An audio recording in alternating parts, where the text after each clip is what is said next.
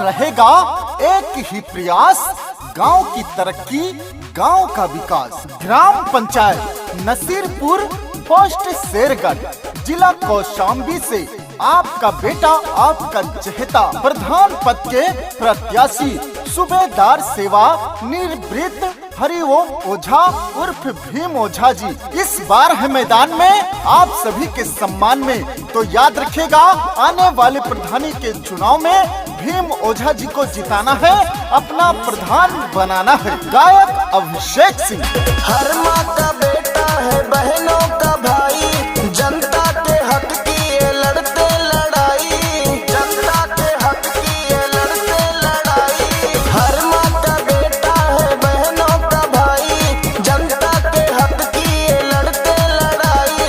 हरिओम भैया कहे छुई के पहुआ, ए चाचा अब की जीतैया चुनौआ, अब की जीता दा प्रधानी के चुनौआ, भीम भैया के जीता दा चुनौआ, काका अब की जीतैया चुनौआ। न किसी पर तानाशाही, न किसी पर दबाव होगा, जात पात से ऊपर उठकर इस पंचायत का विकास होगा। ये कहना है आपके चहेते, आपके बेटे, प्रधान पद के प्रत्याशी भीम ओझा जी का, जो 30 सालों से देश सेवा करते आ रहे हैं और अब गांव की सेवा करना चाहते हैं। तो याद रखिएगा, आप सभी को अपना मतदान देकर भीम ओझा जी को जिताना है, अपना प्रधान बनाना है। सबके आशीर्वाद पाई, बनके प्रधान ये चाचा आई, बनके प्रधान ये चाचा आई। सबके आशीर्वाद पाई, बनके प्रधान चाची हम आई। नसीरपुर गौवा के बढ़ा दे बनौआ, काका अब की जीतैया चुनौआ, अब की जीता दा प्रधानी के चुनौआ, भीम भैया के जीता दा चुनौआ, हे अम्मा अब की जीतैया चुनौआ।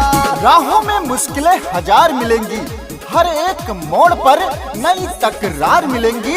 हिम्मत और हौसलों से जो आगे बढ़ते हैं, मंजिल उनके कदमों में बार बार मिलेगी। भीम ओझा भैया ने ठाना है अपने गांव को बहुत आगे लेके जाना है। तो याद रखिए मित्रों, अब की बार किसी के लालच, किसी के बहकावे में नहीं आना है, अपना प्रधान केवल भीम ओझा भैया को बनाना है, क्योंकि भीम ओझा भैया जीतेंगे तो अच्छे दिन बीतेंगे।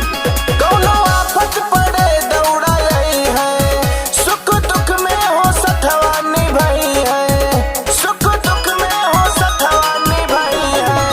कौनो आफत पड़े दौड़ा यही है, सुख दुख में हो सथवा निभाई है।